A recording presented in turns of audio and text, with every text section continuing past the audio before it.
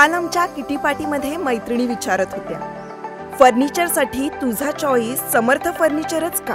कारण समर्थ फर्निचर मधील 70% फर्निचर हे त्यांच्याच वर्कशॉपमध्ये बनवलं जातं आणि म्हणूनच समर्थ मधील फर्निचर हे मजबूत आणि लॉंग लाईफ आहे आणि किंमत मार्केटपेक्षा reasonable. Samarth furniture and mall, Gulewadi, Sangamner, Kolar गोटी हायवे, सुगाव बुद्रुक, तालुका अकोले, जिल्हा अहमदनगर। आज आहे 18 मे 2024। आजपासून तर परत शेतकऱ्यासाठी अंदाज देणार मी, कारण की माग आपण 18 तारखेपर्यंत अंदाज सांगितलं होतं की राज्यामध्ये भाग बदलत खूप ठिकाणी वाऱ्याचा पाऊस पडणार, काही काही शेतामध्ये पाणी साचणार, वड्या नाल्याला पाणी येणार, तर तशी परिस्थिती झाली। पण आता यानंतर आता शेतकऱ्याचा आता नेमका भुईमुग काढणं चालू आहे, तर मग शेतकऱ्यासाठी खास करून हे अंदाज देत आहे। आता शेतकऱ्याला सांगू इच्छितो, आज आहे 18 मे 2024। तर आजपासून शेतकऱ्याला सांगतो 18, 19, 20, 21 दरम्यान फक्त 18, 19, 20 ते 24 दरम्यान फक्त पश्चिम महाराष्ट्र व कोकण पट्टी भागाकडे तुरळक ठिकाणी पाऊस पडणार आहे। म्हणजे तो पाऊस सातारा, सांगली, कोल्हापूर, पुणे तसेच नाशिक यापर्यंत पाऊस 24 तारखेपर्यंत विखुरलेल्या स्वरूपात पडणार आहे, म्हणून हा अंदाज लक्षात घ्यायचा। त्याच्यानंतर राज्यामध्ये 27 तारखेच्या नंतर पुन्हा एकदा वातावरण चेंज होणार आहे, म्हणून ही अंदाज लक्षात घ्यायचा।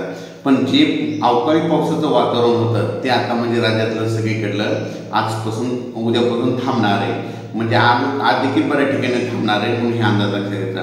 म्हणजे आजपासून जे अवकाळीचं संकट होतं ते थांबलं, फक्त आता संकट राहणार फक्त सातारा, सांगली, पुणे या भागाकडेच म्हणजे ते पावसाचा अवकाळी पाऊस राहणार आहे, म्हणून कोकण पट्टीमध्ये राहणार, म्हणून हे अंदाज लक्षात घ्यायचा।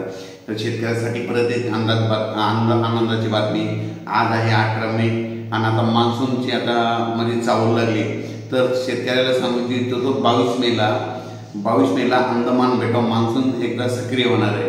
पण त्याच्यानंतर काय होणार आहे, 22-23च्या दरम्यान बंगालच्या खाडीमध्ये एक चक्रीवादळ तयार होणार आहे। बंगालच्या उपसागरामध्ये म्हणजे एक चक्रीवादळ तयार होईल आणि ते चक्रीवादळ कलकत्ता बांगलादेशकडे जाणार आहे, म्हणून हा अंदाज लक्षात घ्यायचा। ते आपल्या महाराष्ट्राकडे त्याचा काही फारसा प्रभाव पडणार नाही, बांगलादेशकडे जात असल्यामुळं 27-28 दरम्यान आपल्या महाराष्ट्रामध्ये तुरळक ठिकाणी पुन्हा पाऊस येऊ शकतो, म्हणजे 27 मे 28 मेच्या दरम्यान पाऊस शकतो। म्हणून ज्यांचा भुईमुग काढणं चालू आहे त्या शेतकऱ्यांना आपण आपला भुईमुग काढण्याची तयारी ठेवायची। आणि एकंदरीत परिस्थिती बघितली तर राज्यामध्ये देशाचं बघायचं झालं तर म्हणजे आता म्हणजे 18 मे पासून ते 27 मे पर्यंत जवळपास आंध्र प्रदेश, तेलंगणा, केरळ, कर्नाटक, तामिळनाडू या भागामध्ये अवकाळीचा खूप म्हणजे पाऊस पडणार आहे, म्हणून त्या राज्यातील शेतकऱ्यांनी हा अंदाज लक्षात द्यायचा। आणि त्याच्यानंतर महाराष्ट्रामध्ये म्हणजे आज 18 मे पासून जे अवकाळी सावट होतं आजपासून कमी झालेलं आहे, फक्त अवकाळी बरसणार आहे, फक्त कुठं बसणार आहे, सांगली जिल्ह्यामध्ये, कोकणपट्टीमध्ये, पश्चिम महाराष्ट्रामध्ये काही भागामध्ये त्या भागामध्ये राहणार आहे, म्हणून हा अंदाज लक्षात द्यायचा। उर्वरित राज्यामध्ये आता म्हणजे सगळी आपल्या राज्यातलं सगळ्या जिल्ह्याचं हवामान आता कोरडं झालं आहे, म्हणून हा अंदाज लक्षात द्यायचा। अचानक वातावरणात बदल झाला तर लगेच एक मेसेज द्यायला जाईल, पण राज्यामध्ये फक्त सर्व शेतकऱ्याला सांगू इच्छितो, उद्यापासून म्हणजे 19 मे पासून उन्हाची तीव्रता वाढत जाणार आहे, गरमी वाढणार आहे, म्हणून हे अंदाज लक्षात घ्यायचा। डॉक्टर पावसे अर्धांगवायू पुनर्वसन आणि निसर्गोपचार केंद्र, निसर्गरम्य आणि प्रदूषणमुक्त वातावरणात 20 कॉटचे उत्तम मशिनरी आणि सर्व सुविधा उपलब्ध असलेले सुसज्ज निसर्गोपचार केंद्र।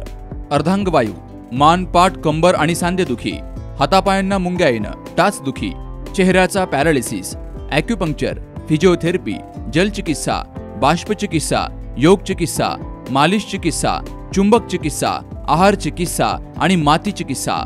संपर्क डॉक्टर रमेश पावसे, ठिकाण हिवरगाव पावसा, रायतेवाडी रोड, तालुका संगमनेर। संपर्क 96 23 25 67 22।